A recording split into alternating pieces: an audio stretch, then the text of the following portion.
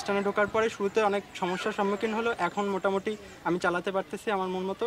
আমাদের গ্রুপটা হলো ফ্যালকন বয়েজ বাগেরহাটের, আর আমাদের গ্রুপে 25-30 জনের মতো মেম্বার আছে। আমরা সবাই মিলেমিশে একটা টিমের মতো, কিন্তু অনেকেরই ফ্যামিলি থেকে সমস্যা হয়, কারণ কি আপনার বাংলাদেশে এটার কোনো প্রতিযোগিতা হয় না, বা এর কোনো ফিউচার নেই, বা এর কোনো ক্যারিয়ারও নেই। কিন্তু আমরা চাই সে যেন এটারও ক্যারিয়ার করা হোক। বাংলাদেশের সরকার যেন এই বিষয়টা একটু দেখে, যাতে আমরা এটা নিয়ে, যেমন বাইরের দেশে বিভিন্ন প্রতিযোগিতা হয়, সেখানে যেমন বাইরের দেশ থেকে লোক আসে, তারপরে সবাই ওখানে আপনার নিজের জিনিসপত্র, নিজের স্কিলগুলো রিপ্রেজেন্ট করতে পারে। কিন্তু বাংলাদেশে এরকম না থাকা সত্ত্বে আমরা আগাতে পারতেছি না, কিন্তু আমাদের একটা ইচ্ছা আছে যে আমরা এটা নিয়ে এগিয়ে যাব। সমস্যা তো এগুলো আমাদের আর কি শেখানোর মতন কেউ নাই, আমরা নিজেদের থেকে নিজেদের শিখি। আমাদের অনুপ্রেরণা আছে বলে আমরা ইউটিউব থেকে বিভিন্ন মাধ্যমে শিখি এগুলা। তো এগুলা যে আমরা শেখার জন্য একজন ট্রেনার বা প্রশিক্ষক যদি পেতাম, তাহলে আমরা আরও আমাদের স্কিলগুলো আরও ভালো করতে পারতাম, আর বাইরের দেশে আমাদের দেশ মানে দেশের সম্পর্কে একটা মানে দেশ রিপ্রেজেন্ট করতে পারতাম ভালো মতন আর কি। তো আমাদের এই সুযোগ সুবিধাটা দিলে আমরা অনেক ভালো কিছু করতে পারবো।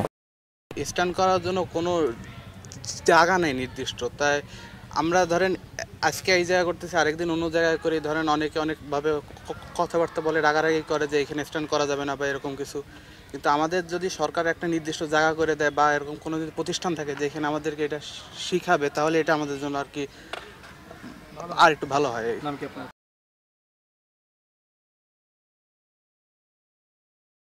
আমাদের বাংলাদেশে অনেক খেলাধুলার অনেক ফেডারেশন আছে, ক্রিকেট আছে, সুইমিং আছে, বিভিন্ন ফেডারেশন আছে, কিন্তু আমাদের যে সাইকেল স্ট্যান্ডে যে একটা সরকারিভাবে শক্ত একটা ফেডারেশন, ওই রকম কোনো কিছু নেই। আমাদের বাংলাদেশে অনেক আপনার গ্রুপ আছে ছন্দ ছাড়া মতন, ঢাকা আছে, আপনার চট্টগ্রাম, বিভিন্ন জায়গায়। এগুলাকে যদি সরকারের পক্ষ থেকে এক জায়গা করা যাইতে পারতো, তাহলে আমাদের বাংলাদেশটাকে সুন্দরভাবে রিপ্রেজেন্ট করা যেত, এবং আমাদের ভালো ভালো স্ট্যান্ডার্ডরা আপনার বাইরের দেশে তাদের স্কিলগুলো শো করতে পারতো।